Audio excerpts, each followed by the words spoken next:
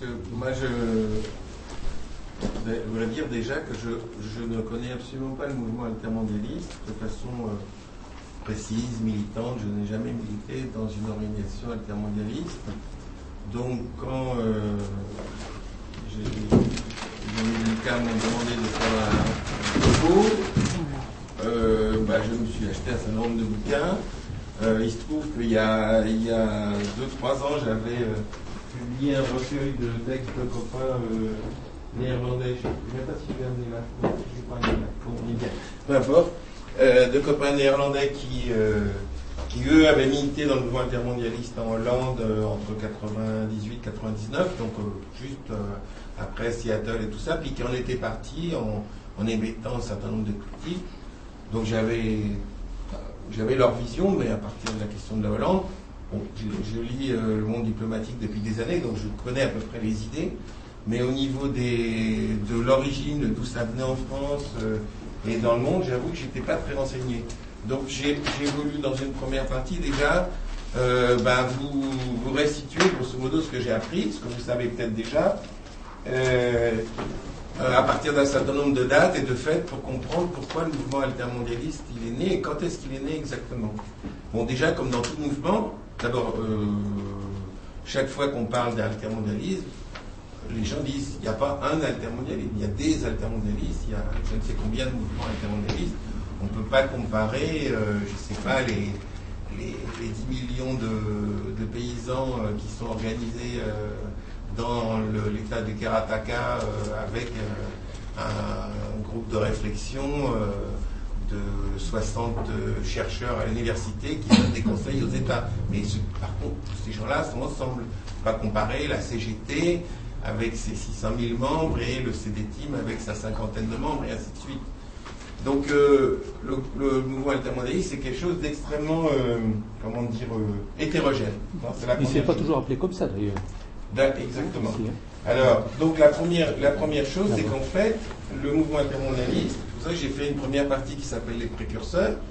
Tout le monde pense qu'il est né soit en 98 avec la création d'Attaque en France, soit en 99 avec les grandes manifestations de Seattle contre l'OMC.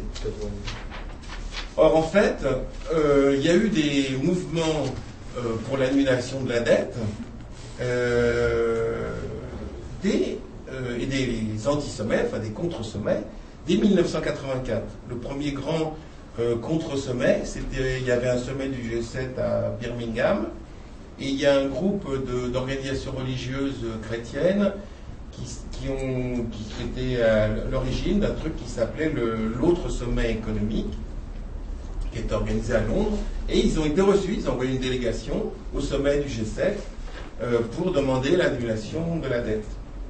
Bon, ça c'était 84. Après en 88, c'est la première grande manifestation de masse contre l'assemblée annuelle du FMI et de la Banque mondiale. En 89, il y a eu le sommet du G7 à Paris, et en même temps le sommet des 7 peuples les plus pauvres, qui est organisé par le CRID, qui est un groupe d'ONG catholiques, enfin chrétiennes, et le CD-Team, qui est l'ancienne Commission internationale du PSU, et qui est un groupe de militants qui sont toujours intéressés au tiers-monde. En 92, il y a eu un truc très important qui s'appelait le sommet de la Terre, qui était organisé à Rio, et qui a lancé en quelque sorte la question écologique au niveau mondial dans les débats. Bon, en 92, il y a eu aussi, on s'en souvient peut-être pas, mais la crise du SME, du système monétaire européen, et qui a commencé à mettre en circulation dans les idées des journalistes, des intellectuels de la gauche, l'idée que les gouvernements ne contrôlaient plus rien et ne contrôlaient plus leur monnaie face aux spéculateurs. En 1994, il y a eu une conférence mondiale à Vienne sur les droits de l'homme et on a adopté une belle déclaration des droits de l'homme qui après a servi à tout un tas de mouvements. En 1995, il y a eu la conférence mondiale des femmes qui a permis à partir de ça la fédération de tout un tas de petites associations féministes. Bon, je ne vais pas vous citer tous les... Bon, en 1998, l'année de la création d'attaques, il y a la grande campagne contre l'AMI, l'accord multilatéral sur l'investissement, qui proposait une libération plus grande des échanges et dans lequel le monde diplomatique s'était engagé, etc. En 1999, il y a une caravane de paysans indiens du Karnataka, qui est un état du sud-est de l'Inde où il y a 52 millions d'habitants, donc c'est pas un petit état, qui est soutenu qui fait partie d'une petite internationale de mouvements paysans dont fait partie la Confédération paysanne, qui fait un tour d'Europe. Bon, et en 1999, il y a la fameuse grande manif contre l'OMC à Seattle. Donc tous ces mouvements, en fait, ont créé une dynamique entre tous ces gens qui venaient d'horizons politiques très divers. Et après, il y a eu, donc à partir de 1999, la naissance d'un mouvement qui au départ, qui d'ailleurs ne s'est appelé anti-mondialiste ou anti-mondialisation que dans le monde français, dans le monde anglophone, les appellations sont très différentes puisqu'on parle de mouvement pour la justice globale, de mouvement contre la mondialisation sous l'influence des grandes entreprises. Je vous traduis ça de l'anglais vers le français. De mouvement social global, de mouvement citoyen global, de mouvement de résistance globale, de mouvement pour un commerce équitable. La discussion altermondialisation, anti-mondialisation, altermondialisation, c'est une discussion seulement dans le monde francophone. Dans le monde anglophone, la plupart des mouvements se posaient la question dans des termes différents, comme ceux que je vous ai signalés. Donc à partir de 1999, il y a une structuration, ça s'organise, tous ces mouvements, et il commence à y avoir d'abord des forums sociaux mondiaux. Il y en a eu en tout, c'est un peu compliqué de les compter parce que certains sont dans un seul pays. Donc le premier, par exemple, c'est celui de 2001 à Porto Alegre, au Brésil. Mais après, à partir de 2006, si je me souviens bien, il commence à y avoir ce qu'on appelle des forums polycentriques, c'est-à-dire des forums grosso modo à la même époque, c'est-à-dire entre janvier et mars 2006. Donc un à Bamako, sur le continent africain, un à Caracas, sur le continent latino-américain ou américain, et un à Karachi, donc en Asie. Donc c'est un peu compliqué si on compte les forums sociaux mondiaux en comptant les polycentriques, pas les polycentriques. Et en plus, avec le temps, on a commencé à faire des forums régionaux, des forums nationaux, et après même des forums thématiques, forums sur l'eau, sur l'énergie, etc. Donc, les forums sociaux mondiaux se sont, organisés, structurés. Il y a à peu près 160 personnes qui décident de l'ordre du jour des forums sociaux mondiaux et des endroits, où vont se tenir ces forums sociaux mondiaux. Et ces forums sociaux ont une charte très précise qui définit à la fois la philosophie des forums sociaux mondiaux, qui peut y participer, qui ne peut pas y participer, quelles sont les grandes idées des forums sociaux mondiaux. Donc j'ai pas pu l'imprimer, mais bon, je mettrai sur Internet un texte très détaillé avec en annexe à la fois la charte du Forum social mondial et un petit texte qui a été écrit par une vingtaine, à bout d'œil comme ça, d'économistes ou de gens qui sont militants, qui s'appelle 12 propositions pour un autre monde possible. Et entre la charte des forums sociaux mondiaux et ces 12 propositions, vous avez grosso modo le fond des principales idées des altermondialistes, du moins les idées qui font consensus. Donc, comme on l'a vu, le terme altermondialisme n'est pas utilisé ni antimondialisme ni altermondialisme, pas utilisé dans le monde anglo-saxon, et donc je vous ai donné la liste des appellations qu'on a inventées. On a commencé à quelle heure, s'il vous plaît? On a commencé à 22. 22. Alors, il y a un autre élément qui est important pour comprendre ce qui a permis après la naissance du mouvement altermondialiste, c'est la critique des médias occidentaux dominants. bon, nous, pour ceux d'entre vous qui vivent, qui ont toujours vécu en Europe, le monde, on le voit d'une certaine façon. Par exemple, si vous vivez, enfin, quand vous, jusqu'à la chute du mur, grosso modo, toute la presse européenne, les médias européens étaient très tournés sur ce qui se passait dans les pays de l'Est. Moi, il se trouve que j'ai été libre au Venezuela en 84, donc arrivé au Venezuela, il n'y avait presque plus d'informations sur l'URSS, sur les démocraties populaires, tout ça. Les Vénézuéliens, ils n'en avaient rien à faire. À la télé, on voyait des trucs sur les États-Unis et sur l'Asie. Donc, suivant le continent où on vit, on n'a pas du tout le même regard. Donc, non seulement pour des raisons de proximité géographique, mais aussi parce qu'il y a des questions politiques qui sont plus importantes dans un continent que dans un autre. Donc, en fait, la critique des médias, des grands médias, on va dire que ce soit les chaînes de télévision ou les journaux, elle a commencé à être faite dans les pays du tiers-monde, dans les pays du Sud, dès les années 70, à l'initiative au sein même de l'UNESCO. C'est-à-dire qu'il s'est posé déjà dans les années 70, donc bien avant l'apparition d'Indymedia pour Internet ou l'apparition de Al Jazeera, qui est un peu l'espèce de média qui est apparu comme un média qui, pas anti-occidental, mais disons qui, même si aussi anti-occidental, mais enfin, qui voit le monde du côté de l'Orient, disons, et pas du côté de l'Occident. Donc dès les années 70, c'était des discussions qui ont été portées au sein de l'UNESCO par les pays du tiers-monde et par ce qu'on appelait les pays non alignés, l'Égypte, l'Inde, etc. Et l'objectif, c'était de décoloniser l'information.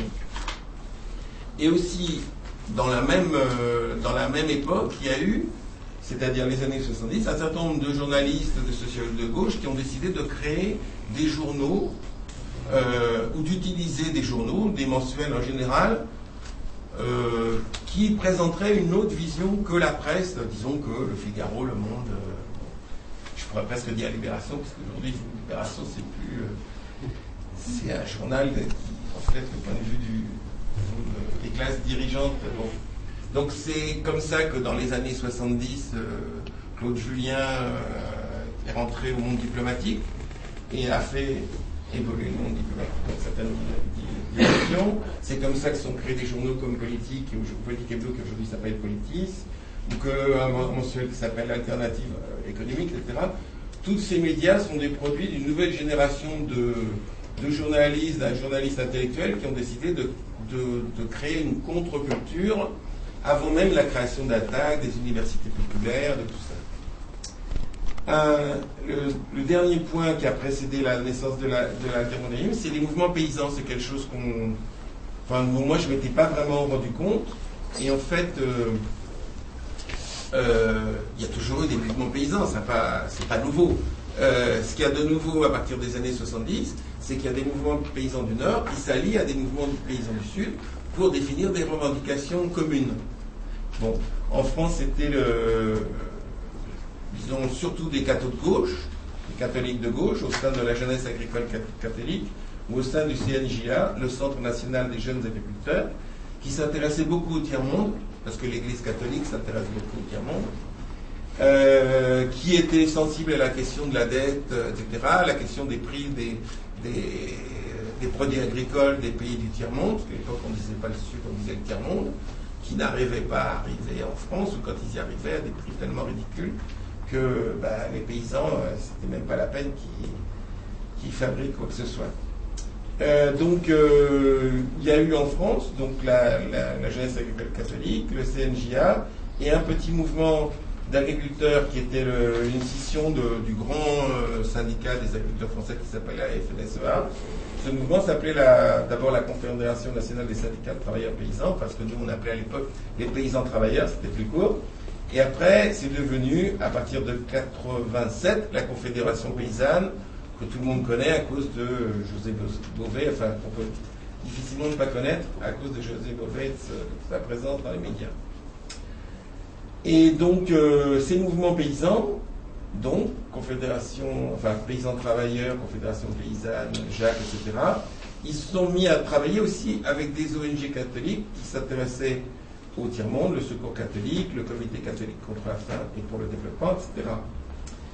Et ces mouvements paysans, ils ont su ne pas simplement parler de, disons,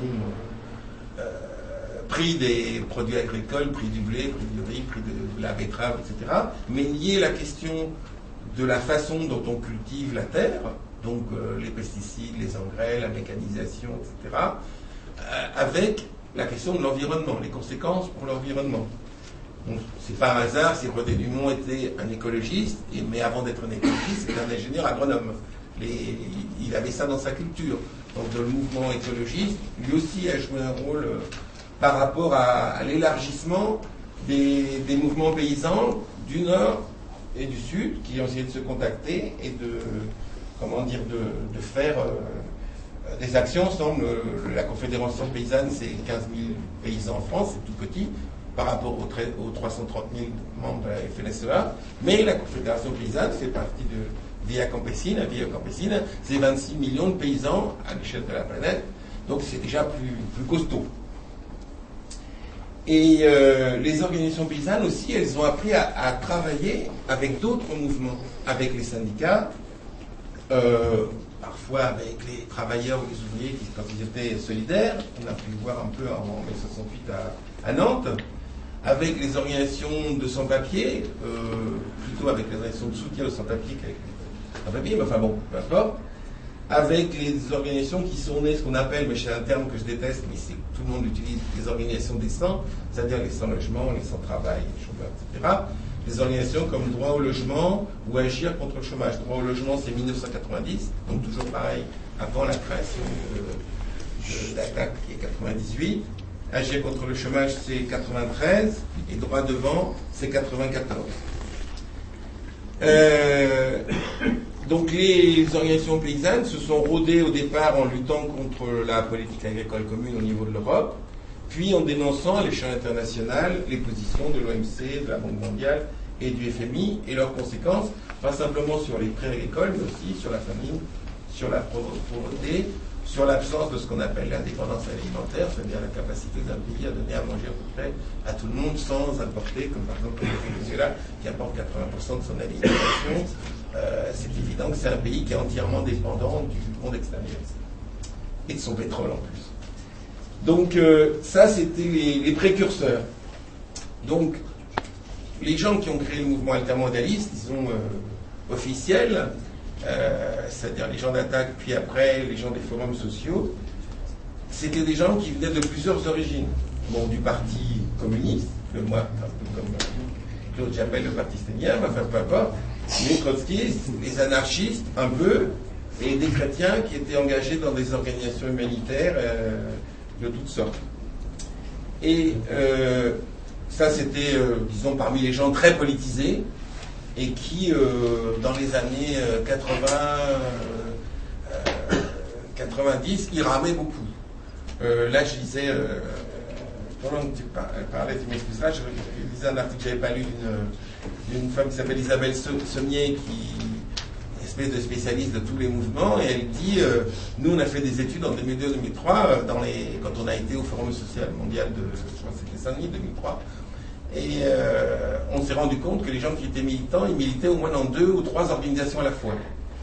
Donc c'était une époque où les gens, en militant dans une seule organisation, enfin, Claude et moi, on a connu l'époque où quand ils militaient dans une seule organisation, tu avais du mal à dormir toutes les nuits, tes 5 heures ou tes 6 heures. On n'aurait pas imaginé militer dans 3 organisations. Mais les années 80 et 90, ça faisait que des gens, disons, d'extrême gauche ou de gauche, comme ils n'avaient pas beaucoup d'espace, enfin moi j'appelais ça toujours de l'oxygène politique, ils n'avaient pas beaucoup d'oxygène, ils allaient le chercher un peu partout.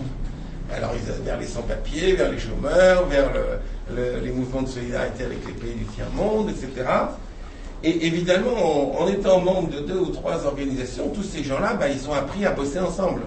C'est-à-dire plutôt que de se casser sur la figure comme le PCF et le GIS ont fait pendant des années, ou plutôt que de se dire ah ça c'est des curés, c'est des cathos, je veux pas les voir, plutôt que de bouffer des curés, ils ont appris tous ces gens-là de cultures différentes à bosser, et dans le sens inverse aussi, c'est-à-dire des catholiques qui disaient oh là ceux-là c'est des gauchistes, ils veulent tout casser, ils disaient bah non, on a quand même, c'est peut-être aussi des gens comme ça, mais il y a peut-être des points communs où il y a peut-être des questions sur lesquelles on pourrait lutter. La deuxième chose, c'est pas la deuxième, la troisième au moins, c'est que le fait de, comment dire, pourquoi des petites organisations, par exemple comme la Confédération Paysanne ou CNJA, ou un truc comme le CDTIM qui est plus un club de réflexion, enfin militant mais un club de réflexion, pourquoi ils aiment tellement avoir des rapports internationaux un peu partout? Ben parce que quand on a des rapports internationaux un peu partout, c'est un truc que les trotskistes connaissent bien, si vous êtes 10 en France, bon, on ne parle pas de vous, mais si vous êtes 10 dans 20 pays à la fois, vous êtes une internationale, et vous avez la pêche, et puis avec un bout dans un des pays, vous serez 500, et ça vous donnera à vous, 10 malheureux militants perdus en France, ça vous donnera un petit impact. On dira, ah oui, mais ceux-là, ils sont 10 en France, mais ils sont les potes d'un mouvement plus important. Et ça a compté pour des petits groupes ou des petits syndicats, le fait de faire partie d'un mouvement social plus large, donc qui s'est appelé l'intermondialisme, ça donne beaucoup d'oxygène politique, beaucoup de... Bon, et ça donne aussi une expertise, parce qu'à force de travailler sur les questions du tiers-monde pendant des années, tous ces gens-là, ils ont acquis une expertise qu'ils ont soit vendue d'un point de vue purement professionnel, c'est-à-dire en vendant des experts. Je lisais l'autre jour, j'étais dans une librairie à Angers, et je voyais un gars qui avait fait un truc sur, je sais pas quoi, sur l'OMC, ou je ne sais plus quel truc, et je regarde, il est expert auprès du gouvernement équatorien pour analyser la dette. Donc quand on est militant et qu'on est économiste et puis qu'on veut essayer plus ou moins d'être fidèle à ses idées et qu'on acquiert une certaine expertise, après on peut le vendre à des États, des organisations internationales, on peut faire des cabinets de consultants, enfin tout ça, il y avait un côté un peu utiliser ce qu'on a appris dans le militantisme pour le mettre au service d'une cause noble. Un autre facteur politique important qui a pu permettre plus facilement l'union de mouvements et de gens très différents dans le mouvement altermondialiste, c'était la disparition de l'URSS et des démocraties populaires, etc. Une fois que ça a disparu, d'abord il y a plein de gens qui se sont trouvés orphelins, ils n'avaient plus un état paradisiaque auquel ils pouvaient se réclamer, et puis il fallait qu'ils continuent à faire quelque chose. Et puis les préventions qu'il y avait entre les uns et les autres, c'est-à-dire, vous soutenez l'Union soviétique, il y a des camps de concentration, enfin des camps de prisonniers soviétiques, et puis nous, mais non, c'est pas vrai, c'est de la propagande. Une fois que le débat n'a plus lieu d'être parce que le système en question disparaît, même si on reste en désaccord sur le passé, sur le présent, finalement, on peut travailler ensemble beaucoup plus facilement. Et alors, le dernier point, c'est la troisième partie, c'est le rôle d'Attac et du monde diplomatique. Attac, est né en France. Donc, comme j'ai essayé de l'expliquer, le mouvement altermondialiste n'est pas né en France. Il est né en Angleterre, en Allemagne, un peu partout. Et s'il n'y avait pas eu toutes ces luttes contre le G7, l'OMC, l'amendement mondial, toutes ces luttes paysannes, etc., il n'y aurait pas eu ni Attac, ni mouvement altermondialiste. Donc c'est un long. Mais c'est vrai que parce que il y avait un journal qui s'appelait Le Monde diplomatique, parce que ce journal paraît quand même en 26 langues et diffusé à 2,5 millions d'exemplaires, et avec Internet et avec tous ces trucs-là, ils avaient une force d'influence internationale dès le départ qui était grande. Le Monde diplomatique, c'est 10 salariés, c'est tout petit. Mais leur technique, c'est de demander à des intellectuels, des économistes, des sociologues, etc., d'écrire des articles. Ils les réécrivent quand c'est mal foutu, quand c'est mal construit, ils essayent de rendre ça plus clair. S'il y a des arguments qui sont mal développés, ils bossent, ils font de la documentation. Moi, j'ai une copine qui a travaillé 1 an et demi là-dedans, donc j'ai comment ça fonctionne de l'intérieur. Et à la fin, l'article, il tient la route. S'il n'est pas très bon, et il est signé par des gens prestigieux, donc ça fait vendre, et on se dit ça c'est sérieux, ça c'est du bon boulot. Donc Attac n'aurait pas pu se créer s'il n'y avait pas eu avant le monde diplomatique et déjà tout un réseau qu'il y avait autour, c'est-à-dire Charles Hebdo, Politis, Témoignages chrétiens, qui étaient en rapport à la fois financier et politique très étroit avec le monde diplomatique. Et l'avantage des journalistes du monde diplomatique, c'est qu'en principe, ils ne s'étaient pas encartés. Ils ne disaient pas de telle partie du PC, du PS, du machin. Et quand on est journaliste, on sait bien qu'il faut qu'on aille parler un peu à tout le monde. Même pas trotskiste ? Comment ? Même pas trotskiste ? Enfin, mais ils étaient trotskistes, tendance, même pas je me cache, mais tendance, je mets pas trop ça en avant. Non, parce que si on veut voir, effectivement, Cassen, il a été au PC, si je me souviens bien. Tous ont eu des Grèche, c'est quand même le fils de Curiel, et ainsi de suite. Donc ils ont tous des liens forts avec des partis, mais ils n'étaient pas vus comme représentants de telle ou telle tendance de la gauche. Et donc ils ont pu servir de liant, d'intermédiaire, elle appelle ça courtier, Madame Sommier, les courtiers, c'est ceux qui arrivent à réunir des gens qui ont a priori, qui ne veulent pas se parler, qui se font la gueule depuis des années, et qui arrive à les mettre dans une salle. Et en plus, on arrive à ce qu'ils agissent ensemble, pas simplement qu'ils fassent mettre leur nom dans une pétition. Donc, c'est l'équipe du Monde diplomatique qui a, enfin, au départ, c'est un édito d'Ignacio Ramonet de décembre 97. Il me reste combien? Il reste moins 10. Il reste 5 à 10 minutes. Voilà. D'accord, ok. Donc au départ, c'est un édito d'Ignacio Ramonet de décembre 97 qui dit qu'il faudrait qu'on désarme les marchés, c'est son expression, et qu'il lance l'idée d'une taxe financière une taxe sur les transactions financières, et il faudrait créer un mouvement autour de ça. Et le journal paraît, Attaque se crée dans la foulée, avec au départ des syndicats plutôt minoritaires, c'est-à-dire pas la grande CGT ou la grande CNT, qui était déjà très grande en 98, mais enfin des grands syndicats qui ont 20, 30, 40% des voix aux élections professionnelles plus de mal, mais des petits syndicats comme le groupe des 10, dont les syndicats Sud, que vous devez connaître, qui eux, ils ramassent pas plus de 2 à 5% des voix aux élections plus de mal. Des syndicats groupés au sein de l'UNSA, je vous passe l'histoire de l'UNSA, ou des syndicats minoritaires au sein de grandes confédérations, comme l'UGIC, qui a toujours été un syndicat d'ingénieurs techniciens cadres, qui faisait partie de la CGT, mais qui a toujours eu une politique un peu différente de la Confédération, ou la Fédération CGT des impôts.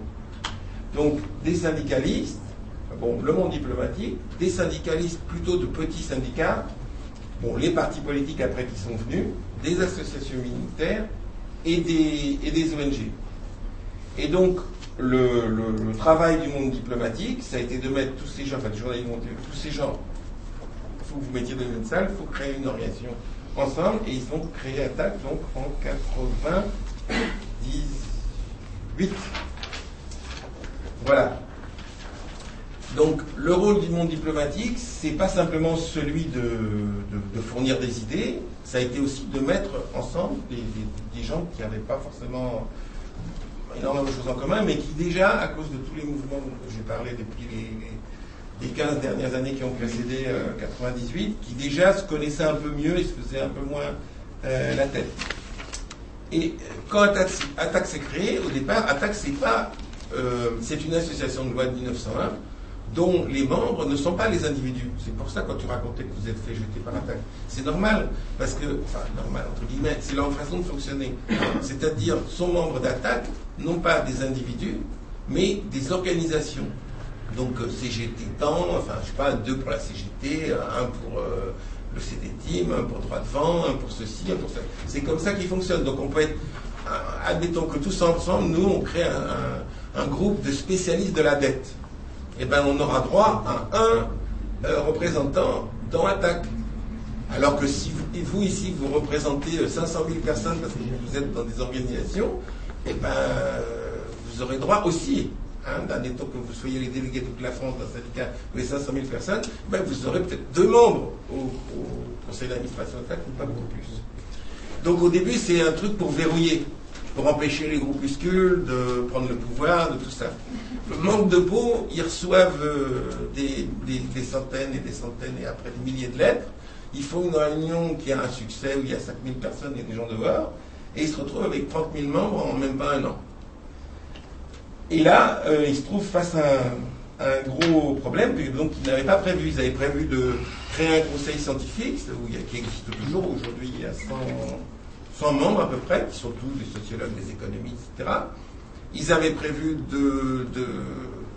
de créer leur structure avec les représentants des syndicats, des partis et des ONG, mais ils n'avaient pas prévu qu'il y aurait des comités locaux qui sont militants. Donc ces comités locaux ont eu un rôle assez actif, ont fait évoluer ATTAC, qui au départ était un mouvement surtout centré sur la taxe de l'huile, etc. Et puis après, qui sont, par contagion, par pression, sont intéressés à tout un tas d'autres questions, comme l'énergie, voire la question des femmes, etc. Mais ceci dit, c'est resté une organisation. Alors le truc pour vendre la ATTAC, enfin, c'était l'idée d'une université populaire. C'est-à-dire que on est dans un monde où les médias veulent absolument nous convaincre qu'on vit dans le plus beau système du monde et qu'en plus comment dire, les réformes économiques que proposent les gouvernements sont les seules acceptables. Et ben nous, on va, dans le cadre de cette fameuse université populaire, vous apprendre que le monde est plus compliqué que ça et qu'il y a d'autres projets possibles, et un autre. Ça deviendra un autre monde possible, mais d'autres projets possibles, d'autres choix économiques possibles, d'autres choix politiques possibles. L'idée étant toujours, quand même, dans ATTAC et après dans le mouvement altermondialiste, que les États se seraient fait, parce que c'est pas mon point de vue, se seraient fait déposséder par les méchants marchés ou par les méchantes organisations internationales. C'est un peu chacun chez soi, il faut qu'on se réapproprie notre État et que notre État se fasse respecter face aux autres États et face aux institutions internationales, FMI, Banque mondiale, etc. Et ça crée... il y a une espèce d'unité entre tous ces gens-là qui ont des positions politiques différentes. Mais ATTAC, donc, par rapport à cette idée d'une université populaire, malheureusement, parce que je trouve que c'est une idée plutôt sympathique, cette idée que finalement... c'est pas parce qu'on n'a pas de diplôme, qu'on n'a pas eu son bac, qu'on n'a pas eu je ne sais quel diplôme universitaire, qu'on ne pourrait pas apprendre tout seul, enfin justement pas tout seul en allant à une petite structure parallèle qui a des représentants dans chaque ville et qui donne des cours, des conférences, etc. C'est pas une mauvaise idée. Le problème, c'est que ça a donné encore plus de pouvoir aux fameux experts qui s'étaient formés dans les années 70 et 80 pour présenter une vision politique, une analyse économique des choses.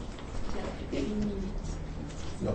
Et le dernier inconvénient, mais c'est bon, le dernier inconvénient, enfin le dernier échec d'ATTAC, c'est Bernard Cassen, qui était donc le dirigeant jusqu'en 2006, disait: ce que nous ne parlons pas à faire, pas plus que les autres, c'est d'avoir une inscription, j'adore l'expression, une inscription parmi la classe ouvrière et plus généralement parmi les classes populaires. En effet, au Forum social, c'était la même chose d'ailleurs au Forum social européen, 42% des actifs présents au Forum étaient des cadres, 44% appartenaient aux professions intermédiaires. Bon, je vous passe ce que c'est que les professions intermédiaires. Ces cadres, j'en ai pris 10 fois, c'est aussi les infirmières, c'est un concept bidon. Mais enfin, il y a quand même 8% d'employés et 2% d'ouvriers, donc c'était très maigrichon.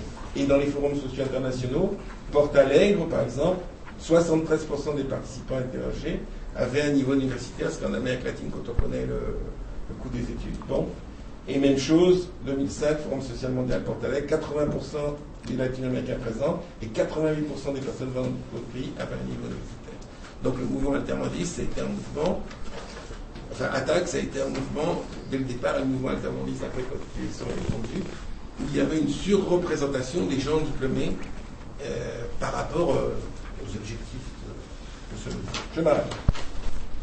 Dans la deuxième partie, je voulais surtout aborder les grandes idées d'ATTAC, qui sont des grandes idées qui sont communes aussi au mouvement intermondialiste. Alors, il y a toujours une difficulté quand on discute d'un réseau, parce que ATTAC, de fait, c'est une association et ça regroupe, RESF, ça en regroupe 200, ATTAC, je ne sais pas combien ça regroupe, des dizaines. On ne peut pas discuter comme si c'était un parti politique face auquel on était. Donc en fait, un adversaire, les deux personnes ne m'ont pas compris tout à l'heure, enfin plusieurs, je me suis mal expliqué, je ne disais pas que ATTAC c'était la même chose que le RSF, je disais qu'on pouvait adresser de l'extérieur des critiques aussi violentes et aussi injustes contre ATTAC que contre RESF, et que quand on est de l'extérieur, il y a des choses qu'on ne comprend pas. Alors on ne peut pas les comprendre par mauvaise foi, et on peut les comprendre aussi tout simplement parce qu'on n'est pas informé ou qu'on ne sait pas comment quelque chose fonctionne. Et je pense que la forme réseau qu'a adopté ATTAC, il faut adapter encore plus le mouvement altermondialiste à l'échelle internationale. Ça pose le même type de problème que la forme réseau au sein de l'OSF. Parce que la forme réseau, ça veut dire on n'a pas un programme politique qui nous est commun, on n'est pas tous d'accord, donc on va définir un minimum syndical et après chacun pense ce qu'il veut. Si je prends le cas de l'RSF, par exemple, l'RSF n'est pas pour la régularisation de tous les sans-papiers. Le point commun de tous les gens qui sont à l'RSF, c'est on est pour la régularisation des sans-papiers qui ont des enfants et qui vivent en France. Ça n'empêche pas quelqu'un qui est pour la régularisation de tous les sans-papiers d'être à l'intérieur de l'RSF. Mais ce n'est pas la position qui fait consensus. C'est ça le problème avec le mouvement altermondialiste. Enfin, c'est le problème pour moi, c'est pas le problème du mouvement altermondialiste qui fait ce qu'il veut.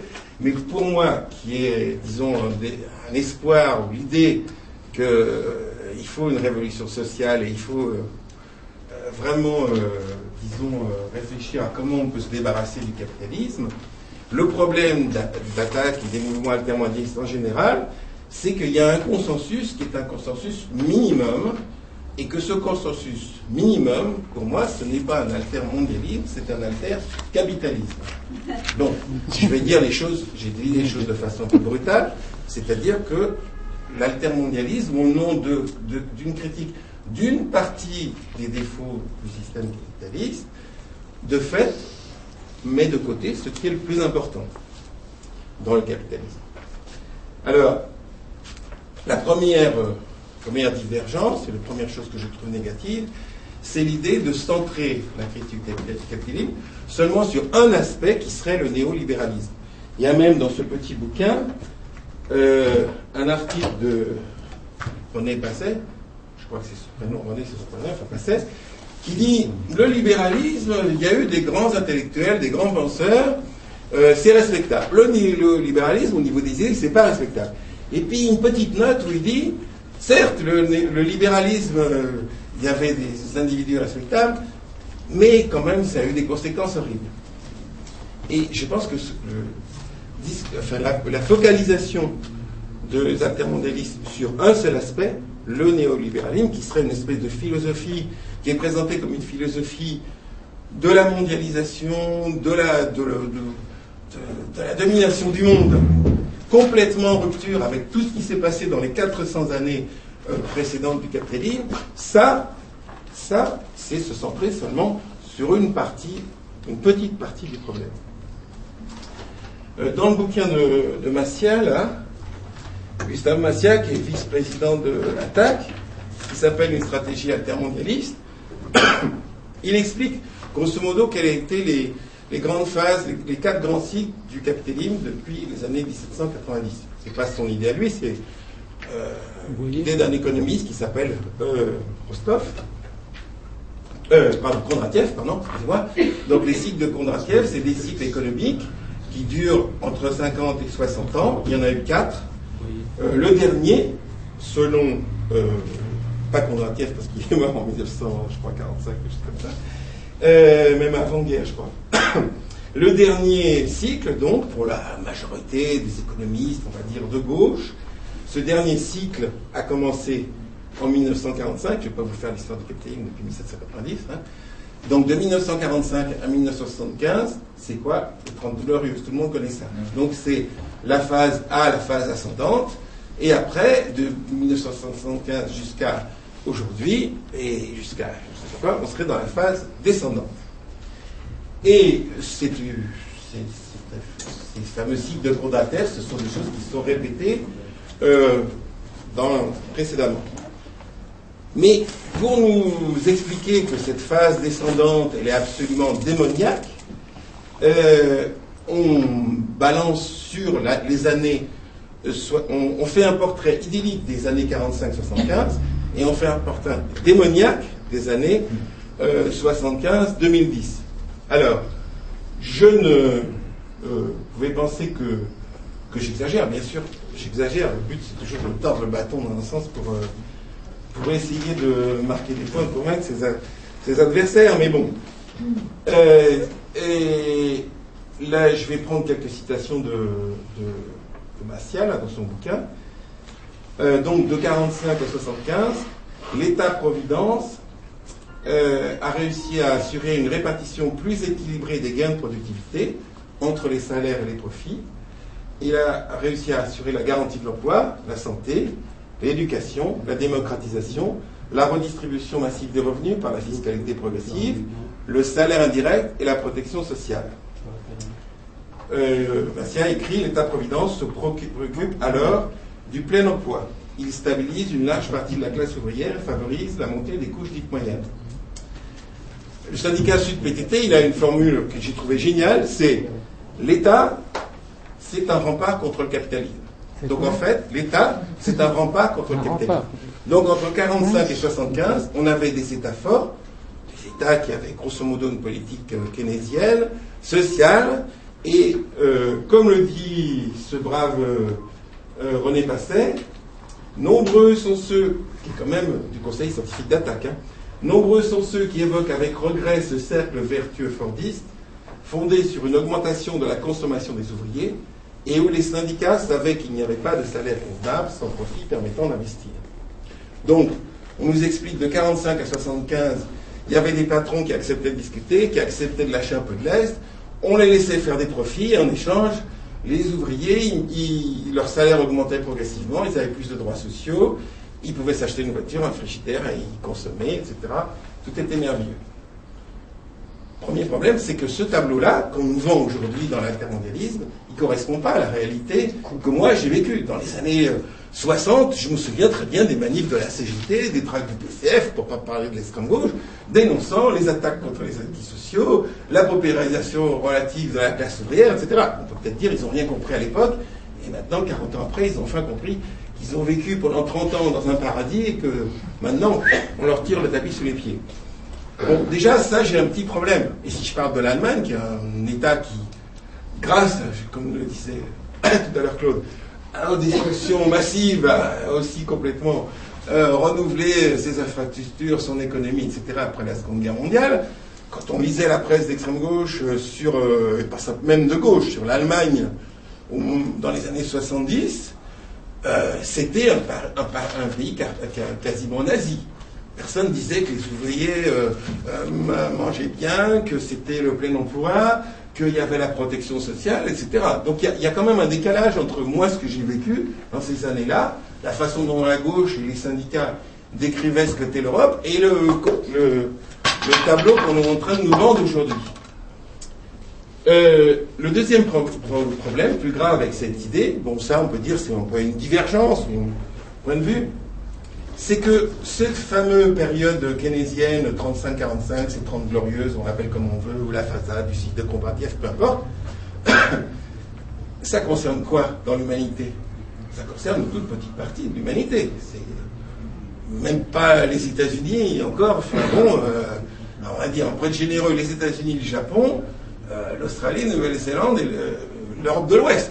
Mais ça ne correspond pas le reste de l'Europe, ni la Russie, ni la Chine, ni l'Amérique latine. Donc déjà, se dire que le néolibéralisme, avec toutes ces horreurs, serait né tout à coup dans la tête de Thatcher et Reagan entre 79 à 81, ça ne correspond pas au vécu des ouvriers chinois, russes, boliviens, africains, etc., ni au vécu des ouvriers, des paysans, etc., de l'époque. Donc il y a un problème. C'est-à-dire que tout ce qu'on considère comme caractéristique du néolibéralisme, ça existait déjà avant sur l'essentiel de la planète, d'une part, et deuxièmement, c'était déjà en marche bien avant l'invention, si on peut dire, du néolibéralisme. Le troisième problème, alors, sur cette histoire d'opposition entre toute petite minorité de l'humanité qui vivait sous l'État-providence et la majorité qui ne vivait pas, les altermondialistes de gauche, comme Massia, Samir Amin, Emmanuel Wallerstein, ils ont une réponse. Parce que moi, ça m'avait frappé quand même. Et la réponse, c'est que le camp dit socialiste, à l'époque, en fait, c'était une forme d'État-providence. Ils ne disent pas sous cette forme grossière, là, mais finalement, le camp dit socialiste, quand même, la Russie, la Chine, etc., parle pas de de 2 ou 3 îles. On parle quand même de, sans doute, je ne sais pas combien ils avaient de milliards à l'époque. Moi, j'étais bien 1 milliard d'êtres humains qui, dans les années 60-70, vivaient dans des pays qui se réclamaient du socialisme. Et donc, Massia et Samir Amin et Weinstein, il dit oui, c'était un contrepoids en fait au capitalisme. Et le problème qu'ils n'ont pas réussi à résoudre, c'est la question de la liberté et de la démocratie.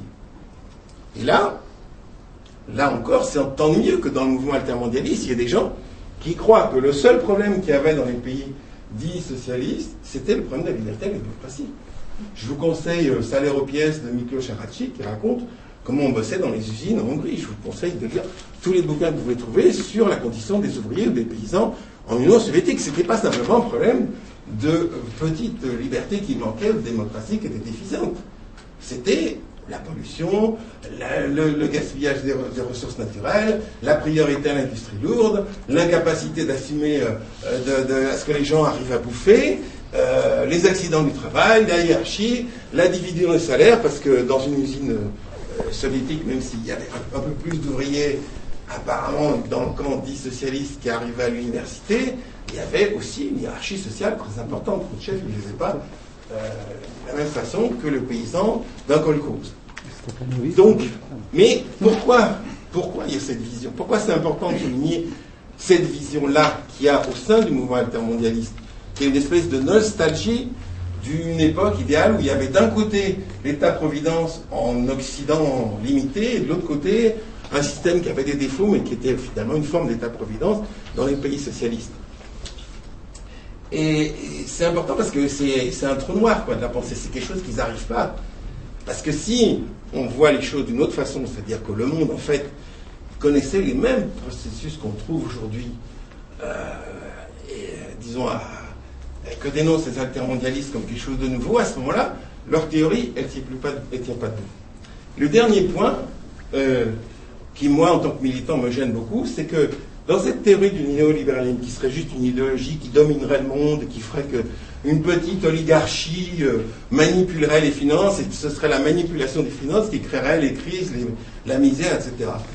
Ce qui me gêne beaucoup, c'est que les altermondialistes, attaque ou pas attaque, ils passent leur temps à nous faire chier avec l'OMI, l'OMC, le FMI, la Banque mondiale, etc. Comme s'il ne se passait rien.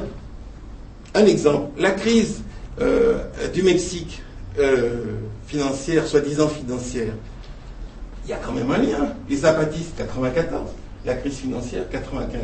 La crise en Asie, 97. Grève de masse des ouvriers coréens en 96.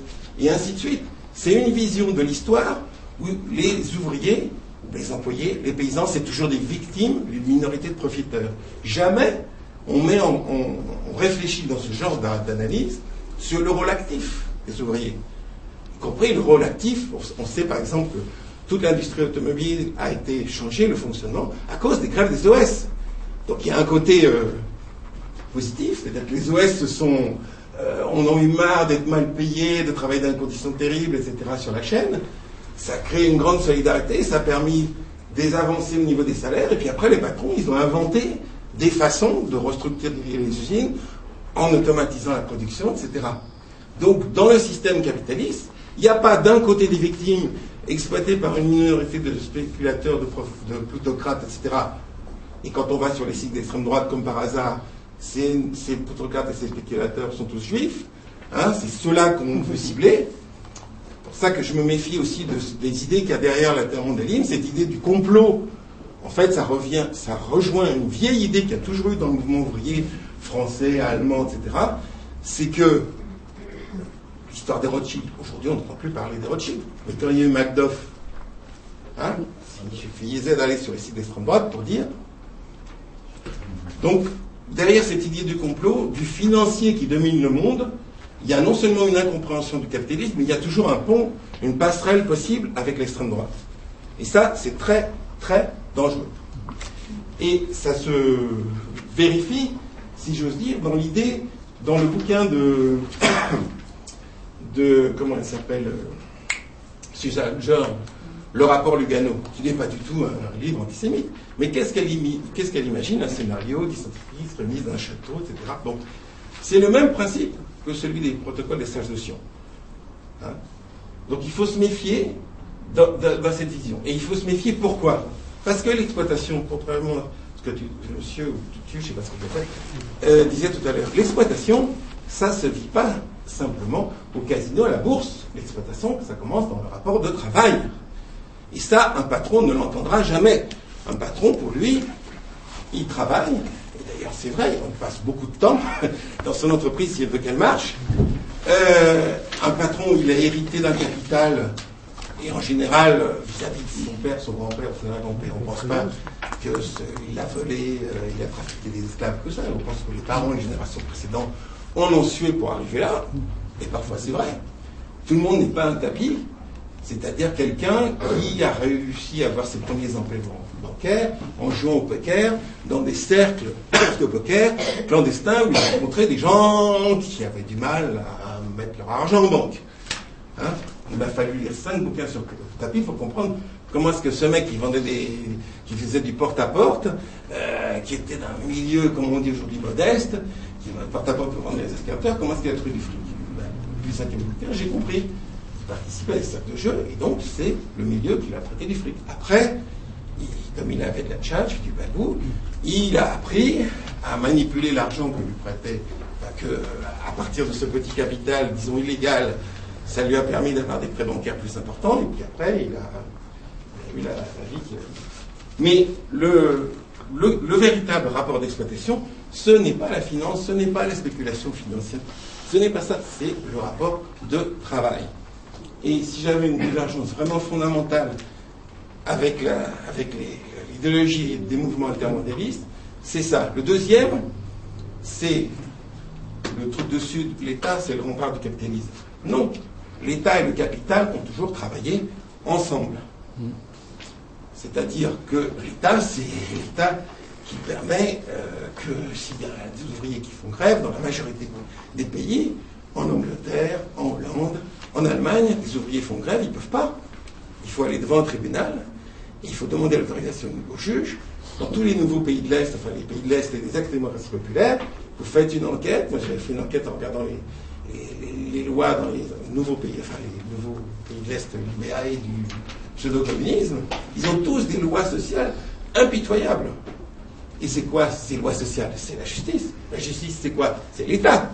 Et si les gens font grève, non seulement ils doivent payer des amendes, mais après on les met en prison. Pour les mettre en prison, on utilise quoi? On utilise la police. Bon, ou alors on fait comme Bachar al-Assad, on encercle une ville, on met des chars et puis des snipers sur les toits. Et ça, c'est l'État. On peut dire l'État syrien, c'est pas un État comme l'État français, ils font jamais pareil, mais discuter avec des militants américains, moi j'avais vu un film sur les armes létales, enfin non létales, soi-disant non létales, utilisées par la police américaine, mais c'est terrifiant. L'arsenal qu'ils ont pour des petites manifs gentilles. On voyait des gens genre Babacool, enfin, d'aujourd'hui, face à des espèces de mecs qui étaient déjà sans doute particulièrement musclés, mais en plus, ils avaient une armure telle autour d'eux, ils avaient tellement de matraques et de bidouilles, que, bon, pour arriver à manifester face à des gens comme ça, c'est difficile. Ça, c'est l'État. Toute l'idéologie d'attaque, enfin, du mouvement intermondialiste, c'est le capital productif, c'est bien, le capital financier, c'est pas bien. Le capital national, bien de chez nous, gaulois, français, descendant de Vercingétorix, c'est bien. Le capital international, c'est mal. L'État, c'est le rempart contre le capital. Alors ça, quand on voit le monde avec ces lunettes-là, on est sûr de se planter. Ou plus exactement, on est sûr d'aider une certaine fraction du système à se régénérer, à se réformer. C'est dans ce sens-là que, attaque tout comme RSF d'ailleurs, quelle que soit la bonne volonté des militants qui sont à l'intérieur, ça sert un projet politique. Et ce projet politique, c'est un consensus sur le minimum. Et ce minimum, il amène à des compromis qui sont comment dire, à mon avis, dangereux. Autre point, enfin, qu'on trouve dans les mouvements intermondialistes, c'est le refus de parler de la lutte de classe. La lutte de classe n'existe pas. Il y a les pauvres, il y a les opprimés, il y a les gens, il y a les sangs, mais la lutte de classe, ça n'existe pas. La révolution sociale, ça n'existe pas. Il faut parler de révolution sociale, de révolution démocratique, mais c'est tout. tout ça, ce consensus qui est au sein du mouvement altermondialiste, qu'on retrouve aujourd'hui chez les indignés espagnols ou français, du moins dans les tracts ou dans les vidéos que j'ai pu voir, ce consensus, il est le fruit de la formation des idées défendues par le mouvement altermondialiste depuis une quinzaine, une vingtaine d'années. Il n'y a pas de classe, il y a des classes, mais il n'y a pas de lutte des classes. Il n'y a pas la violence, c'est pas bien. La violence est formellement l'usage de la violence est formellement dénoncé dans la Charte sociale mondiale.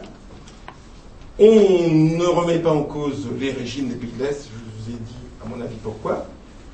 On ne remet en cause, on ne peut pas remettre en cause le salariat, la hiérarchie, ni la division entre travail manuel et intellectuel, si on voit le problème du capitalisme comme simplement un problème d'une immense majorité de salariés et une minorité de plutocrates d'origine étrangère, à New York, à Berne, je ne sais quoi, et qui jouent au casino à la bourse. Alors, je vais essayer de... Il me reste combien de temps? 10 minutes. Bon, je vais essayer de finir sur une note pas trop négative par rapport au mouvement altermondialiste en général. Moi, je pense qu'il y a une chose qui est positive, c'est cette idée que la culture politique, on doit aller la chercher et qu'on peut aller la chercher soi-même, toute cette idée de l'université populaire, etc. C'est une bonne idée au départ. Après, ce que c'est devenu et comment toute une classe, j'allais dire, enfin une couche d'experts sont ceux qui monopolisent finalement la transmission du savoir, c'est autre chose. C'est-à-dire l'université populaire, c'est pas une université où on est égaux. On va écouter M. Samir Amin, M. Kalfa, M. Bernard Cassen, et on pose une question en disant il n'y a pas une confrontation et l'élève ne peut pas dépasser le maître. Donc ça, c'est un truc positif et un truc négatif.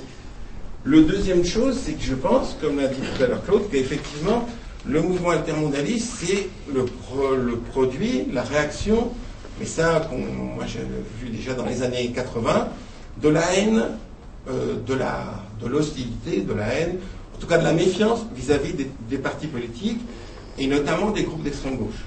Moi, ça m'avait frappé, j'avais repris mes études pour quelques mois en 86, juste au moment du mouvement, après la mort de Michael Sekin, surtout sur un Jussieu qui est un truc, je ne sais pas, il y a 20 000 ou 30 000 étudiants. Les étudiants, ils avaient choisi un monsieur qui après est devenu sénateur socialiste, mais qui à l'époque était membre d'un groupe trotskiste de 5 personnes, 10. Justement parce que comme il était membre d'un tout petit groupuscule, c'était pas dangereux, c'était Assouline. Il l'avait choisi pour ça, mais pas du tout parce qu'il sympathisait avec son groupuscule. On sait que celui-là, il est dans un groupe tellement petit qu'il ne pourra pas les manipuler. Ça m'avait frappé. Et bon, tout le monde, je suppose, a des anecdotes sur la rancœur, les méfiances vis-à-vis des groupes politiques. Alors ça, c'est le côté positif, c'est-à-dire, si c'est transformé en énergie, c'est-à-dire en sens critique, c'est positif.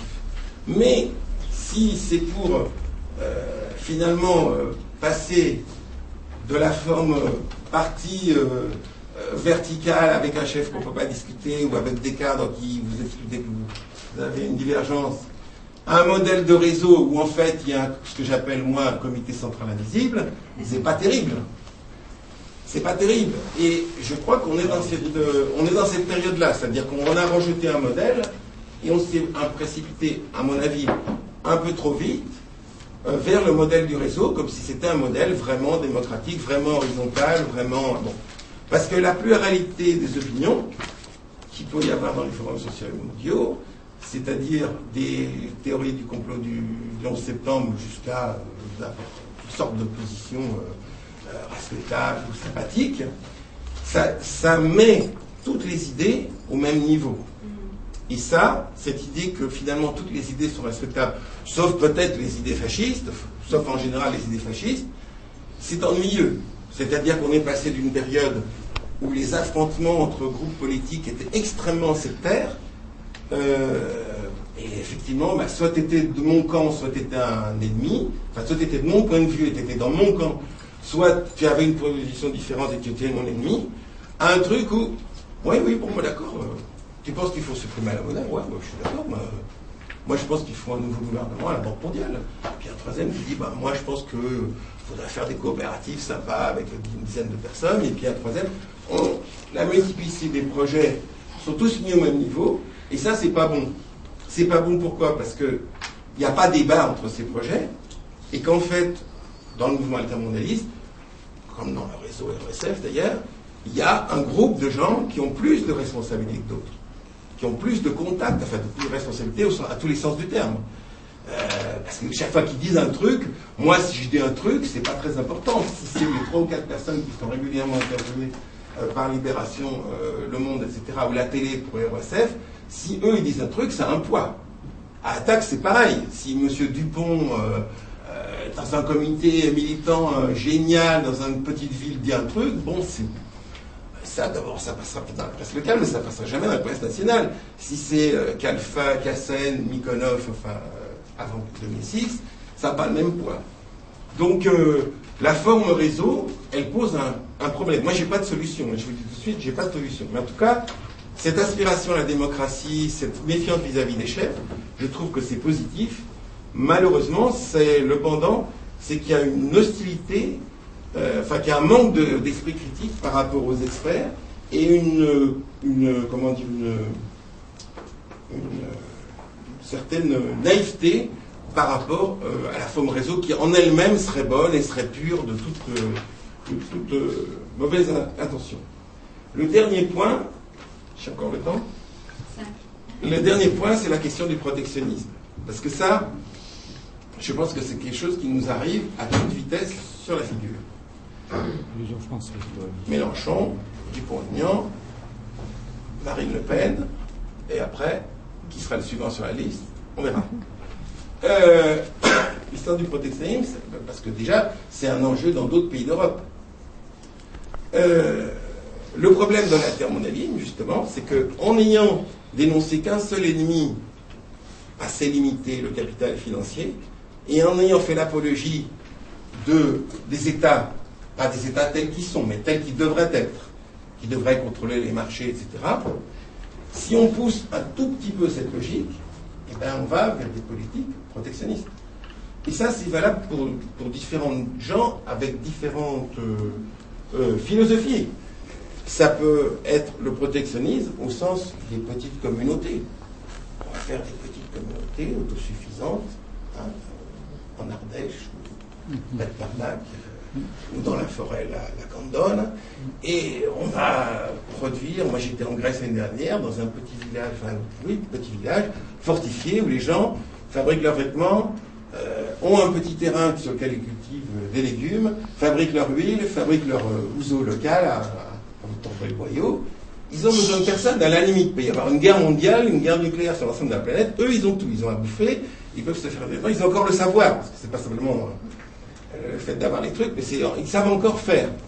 Et des fois, les projets altermondialistes, que ce soit les projets libertaires les plus radicaux, ou que ce soit les projets style gauche citoyenniste, Chevènement ou Mélenchon, forcément, il y a un moment où, quand on fait l'apologie de l'État, ou l'apologie de l'ennemi, il est ailleurs, il est loin, et il n'est pas chez nous dans tous les sens du terme, dans mon entreprise, dans mon pays, etc., on a de fortes chances d'aller vers une idéologie protectionniste. Et moi, c'est ce qui là, d'un point de vue politique,